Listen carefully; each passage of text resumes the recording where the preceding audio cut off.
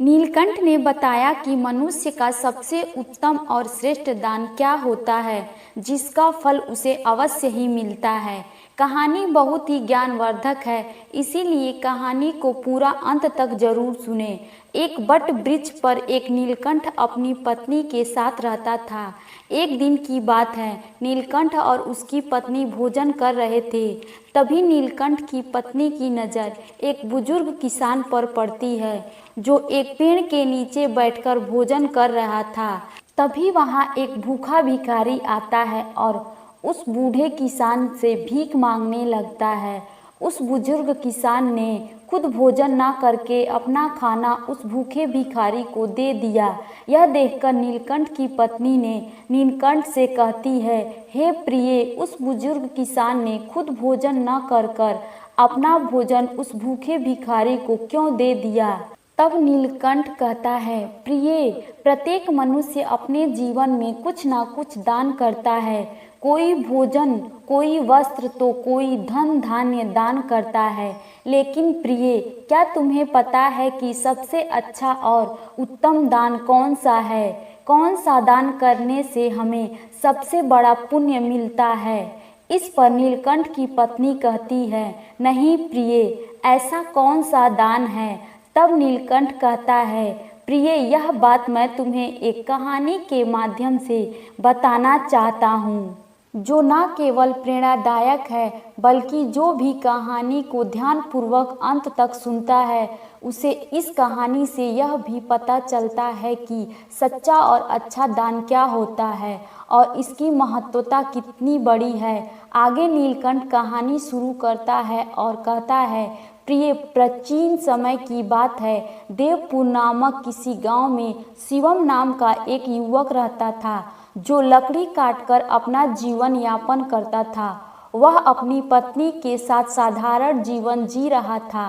जलाऊ लकड़ी से होने वाली आमदनी पर्याप्त न हो पाती थी, जिससे हमेशा उसे परिवार में भोजन की कमी महसूस होती थी।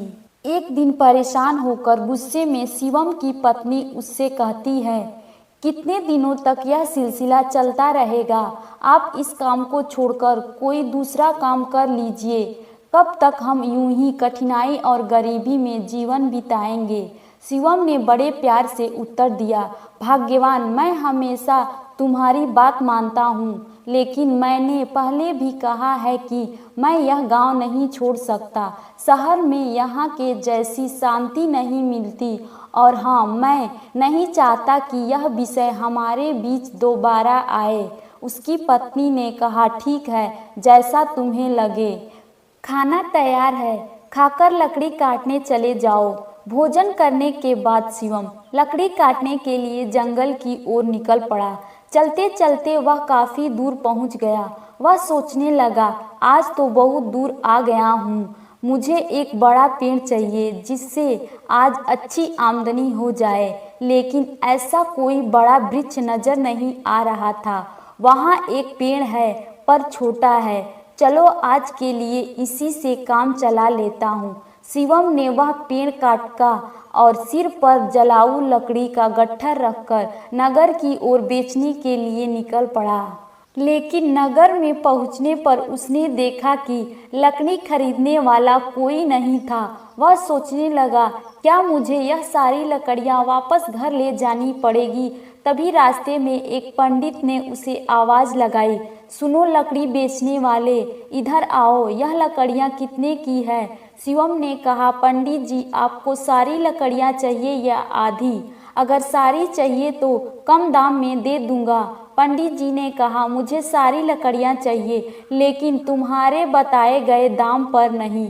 मैं सिर्फ अपना दाम दे सकता हूँ। शिवम ने थके स्वर में कहा, ठीक है, फिर यह तो बहुत कम पड़ जाएगा, लेकिन चलिए दे दीजिए। वैसे भी मैं बहुत थक चुका हूँ। पंडित जी ने 50 रुपये देते हुए कहा, यह लो और लकड़ी यहाँ रख दो।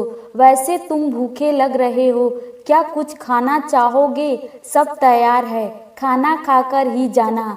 शिवम ने कहा, मुझे भूख तो बहुत लगी है, लेकिन अगर मैं खाऊंगा तो आपके लिए नहीं बचेगा। रहने दीजिए, मैं घर जाकर खा लूँगा। पंडित जी मुस्कुराते हुए बोले, चिंता मत करो, यहाँ इतना खाना है कि 10 लोग और खा सकते हैं। जब भी भूख लगे यहाँ आया करो। शिवम ने पूछा, क्या आप हमेशा ही सबको ऐसे खाना खिलाते हैं? पंडित जी ने उत्तर दिया, जब तक परमात्मा मुझ पर कृपा बनाए रखे हैं मैं यह काम करता रहूँगा। यह सब उनकी मर्जी से है। शिवम ने कहा, ठीक है तो मैं आज खाना यहीं पर खा लेता हूँ। उस दिन शिवम ने उस पंडित जी के घर पर भर पेट भोजन किया और धन्यवाद देते हुए बोला, पंडित जी आप बहुत ही दयालु और नेक दिल इंसान हैं। ऐसा अच्छा काम करने में मैं आपकी मदद करता रहूँगा। अब से मैं लकड़ियाँ 50 रुपए में ही दिया करूँगा। पंडित जी ने कहा, बेटा सकुशल घर जाओ। शिवम ने काटी हुई सारी लकड़ियाँ पंडित जी को 50 रुपए में दे दी और घर की ओर निकल गया। घर पहुँचते ही उसकी पत्नी ने पूछा, इतनी देर क्यों हो गई? क्या आज लकड़ियों का अच्छा सौदा मिल गया? लाओ पैसे। शिवम ने उत्तर दिया, देखो सौदा तो अच्छा नहीं था, आज केवल 50 रुपए ही मिले हैं। यह लो। उसकी पत्नी ने आश्चर्य से पूछा, क्या सच में तुम मुझे केवल 50 रुपए दे रहे हो? मैंने सोचा था कि आज शायद 2 गुना कमाकर लाओगे, लेकिन तुमने तो आधे ही दिए हैं। इतनी देर तक तुम कहाँ थे? क्या कर रहे थे? तब शिवम ने अपनी पत्नी को पूरी बात बता दी।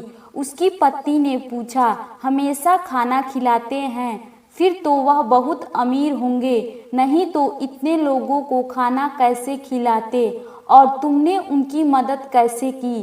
शिवम ने कहा, वे उतने अमीर नहीं हैं जितना तुम सोच रही हो। वे एक अच्छी भावना रखने वाले हैं। उस नगर के मंदिर के पुजारी हैं। वे अपनी मेहनत की कमाई से ही सबको खिलाते हैं, इसीलिए हमेशा लकड़ियाँ 50 रुपए में ही काट कर दिया करूँगा। उसकी पत्नी ने कहा, क्या इतना काफ़ी है? अगर तुम 2 गट्ठर लकड़ियाँ नहीं काट सकते तो हर दिन 50 रुपए में घर कैसे चलेगा? मुझे बताओ। शिवम ने उत्तर दिया, मैं अपनी ओर से पूरी कोशिश करूंगा और एक दिन तुम्हें भी वहां ले चलूंगा। इसके बाद शिवम ने हर दिन जलाऊ लकड़ी काटी और अपने वादे के अनुसार पंडित जी को सिर्फ 50 रुपए में ही देता। एक दिन पंडित जी भोजन करने ही बैठे थे, तभी बाहर से आवाज आई, पंडित महाराज लकड़ी ले आया हूँ, यहाँ आकर लकड़ियाँ ले लीजिए ताकि मैं अपने घर जा सकूँ। पंडित जी ने बाहर आकर कहा, शिवम मैं तुम्हें 50 रुपए नहीं दे सकता, तुम अपनी लकड़ियाँ वापस ले जाओ। शिवम ने कहा, पैसे कल दे देना, लेकिन लकड़ियाँ यहीं रख दूंगा। मुझे बहुत भूख लगी है, क्या आप मुझे भोजन दे सकते हैं? वैसे भी आप सबको खिलाते हैं। पंडित ने मुस्कुराते हुए कहा, क्यों नहीं शिवम, पहले तुम अपना हाथ पैर धो लो, तब तक मैं भोजन की व्यवस्था कराता हूँ। पंडित ने घर के अंदर जाकर अपनी पत्नी से यह बात कही। उनकी पत्नी बोली, आपने ऐसा वादा क्यों किया? हमारे घर में खाने के लिए कुछ भी नहीं बचा है, सिवाय उस भोजन के जो मैंने आपके लिए अभी परोसा है। इस समय हम शिवम को कैसे खिलाएंगे? सारा खाना खत्म हो चुका है, क्या आपको यह पता नहीं है? पंडित जी बोले, इसमें कौन सी बड़ी बात हो गई? तुमने जो खाना परोसा है वह शिवम के लिए पर्याप्त है। मैं सोच रहा हूँ कि आज उपवास कर लूँ। पंडित जी की पत्नी बोली, मुझे बताओ तुम ऐसा कितनी बार करोगे? जब हमारे पास खुद के लिए पर्याप्त भोजन नहीं है तो दूसरों को कैसे खिलाएं? यह सब कहाँ से आएगा? पंडित जी बोले, ईश्वर सब कुछ देते हैं, पहले तुम शिवम को भोजन परोस दो। शिवम भोजन किया और अपने घर आ गया। एक दिन शिवम लकड़ी काटने जंगल गया।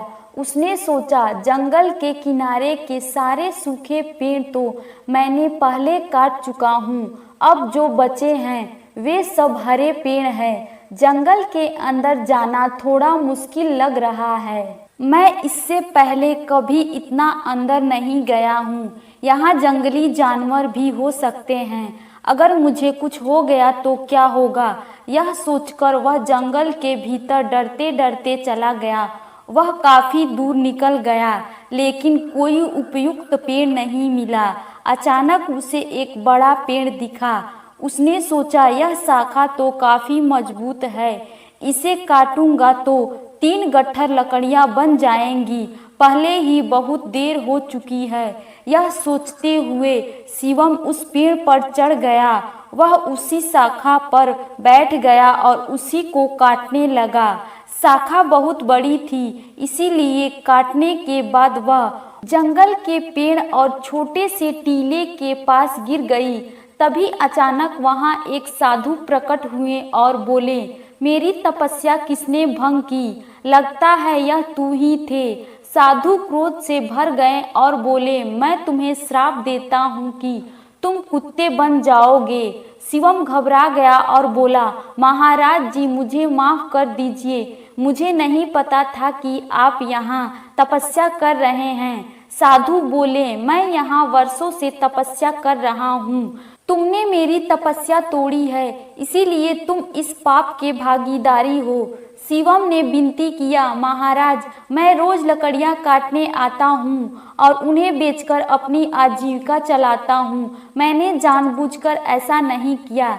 कृपया इस श्राप को वापस ले लीजिए। यह सुनकर साधु का गुस्सा थोड़ा शांत हुआ। तब वे शिवम से बोले, मैंने जो श्राप दे दिया है इसे वापस लेना संभव नहीं है, लेकिन एक उपाय है जिससे तुम इस श्राप से मुक्त हो सकते हो। शिवम ने पूछा, कृपया मुझे उपाय बताएं महाराज, इस श्राप से कैसे मुक्त हो सकते हैं? साधु बोले, तुम ऐसे 2 लोगों को ढूंढो जो सबसे अच्छा दान करते हों। उनके भोजन के बाद बचा हुआ एक भी दाना खा लेने से तुम्हारा श्राप का असर धीरे धीरे समाप्त होने लगेगा। जब तुम पूरी तरह सफेद हो जाओगे तब तुम इस श्राप से मुक्त हो जाओगे। शिवम ने रोते हुए कहा, महाराज, मैं अपनी पत्नी का सहारा हूँ। लकड़ी बेचकर जो भी पैसे लाता हूँ उससे हमारा गुजारा होता है। अब मैं कुत्ता बन गया हूँ तो मेरा अब क्या होगा? साधु बोले, चिंता मत करो, ईश्वर तुम्हारी मदद करेंगे। जब तुम्हारा श्राप टूटेगा तब तुम्हारा जीवन सुखी हो जाएगा, धन्य धान से भर जाएगा, तुम्हें हर कष्ट से मुक्ति मिलेगी। यह कहते हुए साधु वहां से चले गए। शिवम साधु के श्राप के कारण कुत्ते में बदल जाता है। इसके बाद शिवम श्राप से छुटकारा पाने के लिए यात्रा पर निकल पड़ता है। वह सोचने लगता है, जैसा साधु ने कहा, मुझे सबसे अच्छा दान देने वाला कहाँ मिलेगा? मेरी समझ में नहीं आ रहा है। तभी याद आया, हाँ पंडित जी, वह बड़े ही उदार और नेक दिल व्यक्ति हैं। अब मैं सबसे पहले उन्हीं के पास जाता हूँ। शिवम कुत्ते के रूप में पंडित जी के घर पहुँचता है। पंडित जी अपनी पत्नी से कहते हैं, चलो अच्छा हुआ, आज मैं बिना किसी बाधा के सभी मेहमानों को भोजन खिला पाया। सच में भगवान की बहुत कृपा है। पंडित जी के भोजन कर लेने के बाद उनकी पत्नी ने बचे हुए भोजन को बाहर फेंक दिया। शिवम कुत्ते के रूप में वहां पहुंचा और वह भोजन खा लिया। खाना खाते ही उसका आधा शरीर सफेद हो गया। शिवम खुशी से कहता है, मुझे पता था कि पंडित जी बहुत ही दयालु व्यक्ति हैं। मुझे आधे से मुक्त मिल गई है, लेकिन पूरी तरह से मुक्त होने के लिए मुझे किसी और को ढूंढना होगा। यह सोचते हुए शिवम आगे बढ़ जाता है। वह कहता है, अगर मैं इस श्राप से मुक्त हो गया तो मैं सुखी, समृद्ध और शांति से अपना जीवन बिताऊंगा। इतना कहकर शिवम दूसरे व्यक्ति की तलाश में निकल पड़ता है। एक दिन वह मनोज नाम के एक युवक को हल जोतते हुए देखता है। शिवम कुत्ते के रूप में उसके घर के सामने बैठ जाता है। तभी शिव नाम का एक व्यक्ति वहां से गाय लेकर जाता है। वह कहता है, मनोज बहुत ही नेक इंसान है। वह सिर्फ मुझे ही नहीं बल्कि और कई लोगों को भी गाय दान कर रहा है। ऐसे व्यक्ति को आशीर्वाद मिलना चाहिए। शिवम यह सुनकर सोचता है, वह आज मुझे श्राप से मुक्त मिल जाएगी। मनोज भी पंडित जी के जैसे ही दयालु होंगे। अब देखते हैं वह भोजन कब करते हैं। शिवम वहां बहुत देर तक इंतजार करता है। मनोज ने जब भोजन किया और पत्तल को बाहर फेंक दिया तो शिवम तुरंत उस पत्तल पर बचा हुआ खाना खा लेता है। लेकिन यह देखकर वह हैरान रह जाता है। वह कहता है, अरे मेरे शरीर का रंग नहीं बदला। मनोज ने तो गाय का दान भी किया था, फिर भी यह क्यों नहीं हुआ? मुझे कुछ समझ नहीं आ रहा है। थोड़ी देर बाद शिवम वापस पंडित जी के घर पर आकर बैठ गया। वहां उसने दो युवक को बातचीत करते हुए सुना। पहला युवक बोला, अरे भाई, आज मनोज ने फिर गाय का दान किया। दूसरा युवक कहा, हाँ, वह चाहे कितना भी बड़ा दानी हो, लेकिन हमेशा नगर के बाहर वालों को ही बुलाकर दान देता है। सच जानोगे तो हैरान रह जाओगे। उसकी सारी गाय 2 महीने से ज्यादा दूध नहीं देती। पहला युवक चौंक कर बोला, क्या? अगर वह ऐसा करता है तो उसे अवश्य ही पाप लगेंगे। हमारे राजा की तरह कोई और नहीं कर सकता। वह 1 महीने से दान कर रहे हैं, 1 सप्ताह से खाना बांट रहे हैं और कल आखिरी दिन अन्य दान के साथ वस्त्र दान भी करेंगे। राजा खुद वहां सबके साथ 1 सप्ताह से खाना खा रहे हैं। कभी उनके जैसा परोपकारी देखा है? अरे ये तो कुछ भी नहीं। उन्होंने हमारे नगर में अच्छी सड़कें बनवाई है, हर जगह कुएं और तालाब खुदवा दिए हैं। सच में उन्होंने हमारे लिए बहुत कुछ किया है। यह बातें सुनकर शिवम बहुत खुश हुआ। उसके मन में विचार आया, चलो अब तय है कि मुझे इस श्राप से मुक्ति मिल जाएगी। मुझे तुरंत राजा के पास जाना चाहिए। वह राजमहल में नहीं बल्कि लोगों के साथ खाना खा रहे हैं। इसी अवसर का लाभ उठाना चाहिए। अगले ही दिन शिवम उस जगह पहुंच गया जहां राजा भोजन कर रहे थे। वहां उसने राजा को कपड़े बांटते हुए देखा। वह सोचने लगा, राजा कितने महान हैं। वह भोजन देने के साथ साथ सभी लोगों को वस्त्र भी बांट रहे थे। मैं जिन अच्छे लोगों को ढूंढ रहा था, निश्चय ही यह वही व्यक्ति हैं। मुझे उनके भोजन के बाद इंतजार करना होगा। राजा के भोजन करने के बाद सैनिक उस पत्तल को बाहर फेंक देते हैं जिसमें राजन ने खाना खाया था। यह देखकर शिवम वहां गया और उस पत्तल में से बचा हुआ खाना खा लिया। लेकिन यह देखकर वह चौंक गया कि उसने कहा, अरे यह क्या? इतने महान दानी राजा का भोजन करने के बाद भी मेरा रंग नहीं बदला। यह श्राप तो किसी दूसरे वजह से लग रहा है।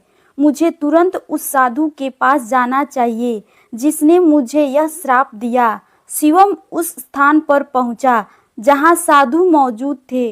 वह साधु को प्रणाम करता है। साधु उसे निराश देखकर पूछते हैं, क्या हुआ? ऐसा लग रहा है कि तुम्हें अभी तक केवल एक ही सही व्यक्ति मिले हैं। तुम्हारा केवल आधा रंग ही बदला है।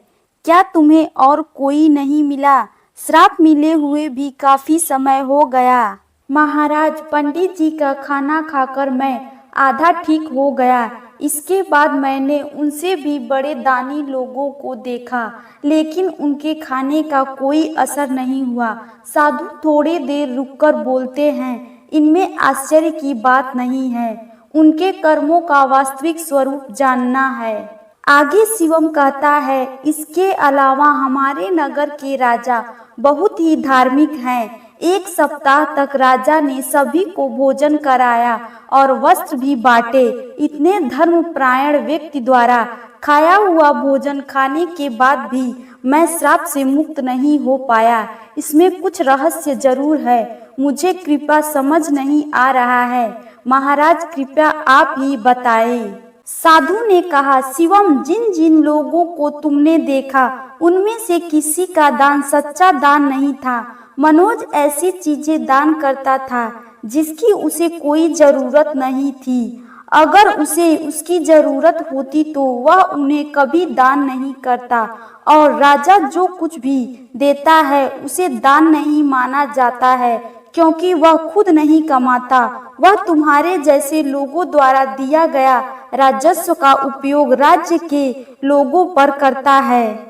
साधु ने आगे कहा, कल के दान में जो भोजन और वस्त्र बांटे गए वो भी राजस्व से ही आए थे, इसीलिए राजा द्वारा किया गया दान दान नहीं माना जाएगा।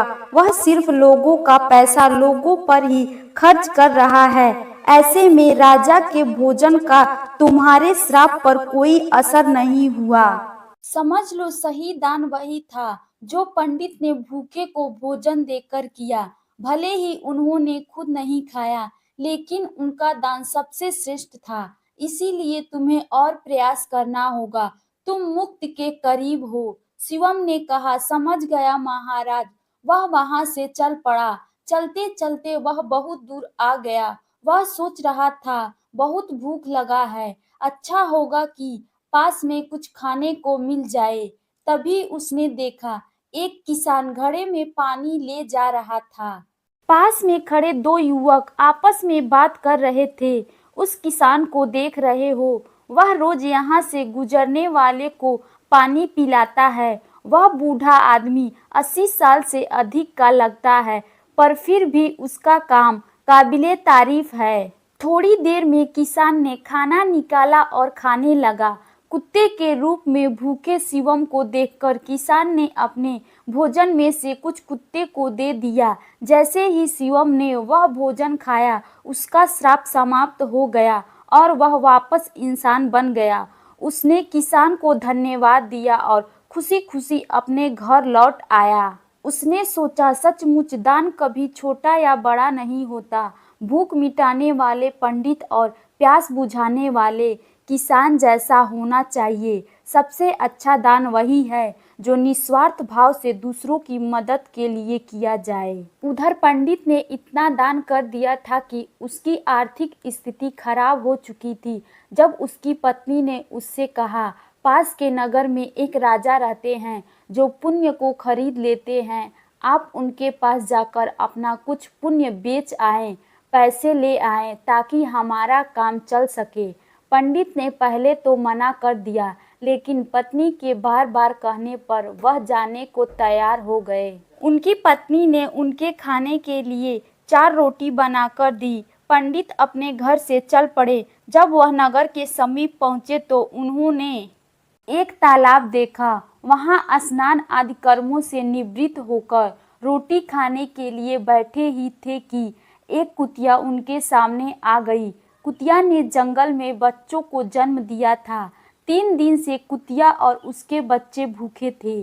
भारी बारिश के कारण वह बच्चों को छोड़कर कहीं जा भी नहीं सकती थी। पंडित ने कुतिया को भूखा देखा तो अपने भोजन में से एक रोटी दे दी। कुतिया ने रोटी खा ली। फिर उसने दूसरी रोटी दी, जिसे कुतिया ने खा लिया। इस तरह पंडित ने एक एक करके अपनी 4 रोटी कुतिया को खिला दिए। कुतिया तृप्त हो गई, लेकिन पंडित खुद भूखा रह गया और वहां से राजा के महल को चल पड़ा। पंडित राजा के पास पहुंचा और कहा, मैं अपना पुण्य बेचना चाहता हूँ। राजा ने कहा, दोपहर के बाद आए। राजा ने अपनी पत्नी से पूछा, एक पंडित विद्वान यहाँ आए हैं जो अपना पुण्य बेचना चाहते हैं। तुम्हारे अनुसार उनके पुण्य में से कौन सा पुण्य सबसे बड़ा है जिसे मैं खरीद लूं? पत्नी ने कहा, जो आज उन्होंने जंगल में 3 बच्चों वाली कुतिया को रोटी खिलाकर कमाया है, वही पुण्य अच्छा है। पत्नी की यह बात सुनकर राजा पंडित के पास गए और बोले, आप कौन सा पुण्य बेचना चाहते हैं? पंडित बोला, आप कौन सा पुण्य लेना चाहते हैं? राजा ने कहा, आज आपने जो यज्ञ किया है हम उसी का पुण्य लेना चाहेंगे।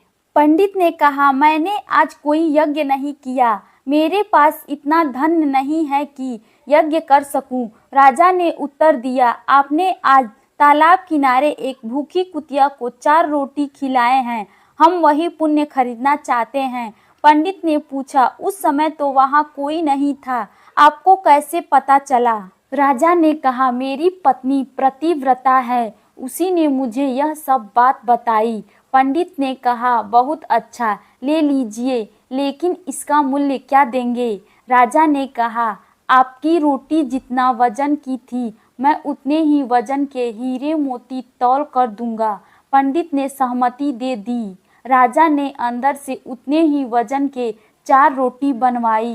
राजा ने रोटी के वजन के बराबर तराजू पर हीरे मोती रखवा दी, लेकिन जितने भी रत्न रखे गए, रोटी वाला पलड़ा ऊपर नहीं उठा। राजा ने कहा, और रत्न लाओ। जब पंडित ने अपने पुण्य का ऐसा प्रभाव देखा तो उसकी आंखें खुल गई। उसने कहा, राजा जी, मैं अभी यह पुण्य नहीं बेचूंगा। राजा बोले, जैसी आपकी इच्छा। पंडित जी वहां से चल पड़े। वह अपने घर को लौटने लगे। लौटते समय वह उसी तालाब के पास पहुँचे जहाँ उसने कुतिया को रोटी खिलाई थी। वहाँ पहुँचकर वह पेड़ के नीचे बैठ गया और सोचने लगा।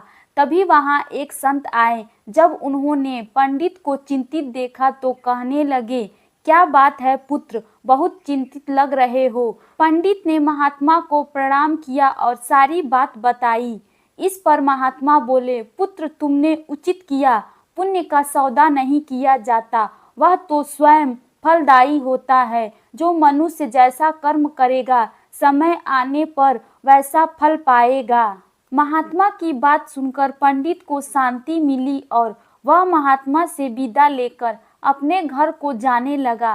तभी महात्मा ने पंडित को एक पोटली देते हुए कहा, पुत्र, इसे ले जाओ, इसमें कुछ मेवे हैं। रात्रि के भोजन के उपरांत इसका सेवन करना, तुम्हारा कल्याण होगा। पंडित ने पोटली ली और महात्मा को धन्यवाद देते हुए अपने घर लौट आया। घर पहुंचकर पंडित ने भोजन किया और टहलने के लिए घर के बाहर चला गया। जब पंडित की पत्नी की नज़र मेज पर रखी पोटली पर पड़ती है तो उसके मन में पोटली खोलने की उत्सुकता होने लगती है। उसने मेज से पोटली उठाई और उसे खोलकर देखने लगी। जब उसने पोटली खोली तो उसके आश्चर्य का कोई ठिकाना नहीं था। पोटली में हीरे, पन्ने और मणि चमक रहे थे। वह बेहद प्रसन्न हुई। थोड़ी देर बाद जब पंडित वापस आया तो उसकी पत्नी ने पूछा, इतनी सारे हीरे पन्ने कहाँ से ले आए? पंडित ने कहा, क्यों मजाक कर रही हो? सूखे मेवे तुम्हें हीरे मोती लग रहे हैं। पत्नी बोली, मजाक नहीं कर रही, मैंने खुद पोटली खोल कर देखी है, उसमें तो ढेर सारे हीरे पन्ने भरे पड़े हैं। पंडित बोला, मुझे लाकर दिखाओ। पत्नी ने पोटली को उसके सामने रख दी। पंडित उन्हें देखकर चकित रह गया। वह समझ गया कि यह सब उस पुण्य का प्रभाव है जो उसने कुतिया को रोटी खिलाने से प्राप्त किया था, और वह महात्मा कोई और नहीं थे, साक्षात परमात्मा थे। फिर उसने अपनी यात्रा का सारा वृतांत अपनी पत्नी को सुनाया। उसने बताया कि किस प्रकार राजसी और तामसी दान का फल सीमित होता है। एक भूखी कुतिया और उसके बच्चे को रोटी देने के कारण यह चमत्कार हुआ। यह सब भगवान की कृपा है और दया का ही परिणाम है। आगे पंडित ने अपनी पत्नी से कहा, यह भगवान का संदेश है। किसी जरूरतमंद की मदद करना सबसे बड़ा पुण्य है। जो व्यक्ति दूसरों और अभावग्रस्त लोगों की सहायता करता है, उसे ईश्वर अनंत गुना फल देते हैं। दोस्तों, आज के समय समाज में कई लोग दान सिर्फ अपने मान सम्मान और प्रतिष्ठा के लिए करते हैं। दिखावे के दान से ना तो सच्चा पुण्य मिलता है और ना ही इसका कोई दीर्घकालिक प्रभाव होता है। दिखावे का दान कभी कभी व्यक्ति को अहंकारी बना देता है। दान हमेशा निस्वार्थ भाव से होना चाहिए। जैसे इस कहानी में पंडित ने अपनी भूख की परवाह किए बिना कुतिया और उसके बच्चों को 4 रोटी दी। उसने सोचा भी नहीं था कि उसका यह छोटा सा त्याग इतना बड़ा फल देगा। मित्रों, इस तरह यह कथा हमें यह भी बताता है कि जरूरतमंद की सहायता करने का असली वजह वही होता है जब वह वास्तव में संकट में होता है। आपदा के समय दिया गया थोड़ा सा सहयोग भी अनमोल हो सकता है। यह न केवल जरूरतमंद व्यक्ति के जीवन को बदलता है, बल्कि देने वाले के जीवन में भी सकारात्मक परिवर्तन लाता है। जब कोई व्यक्ति त्याग की भावना से प्रेरित होकर दान करता है तो उसके अंदर से माया का मोह का अंत हो जाता है। यह त्याग मनुष्य को अहंकार से मुक्त करता है और उसे ईश्वर के समीप ले जाता है। दोस्तों, कहानी अच्छी लगी तो वीडियो को लाइक और चैनल को सब्सक्राइब कीजिएगा। धन्यवाद।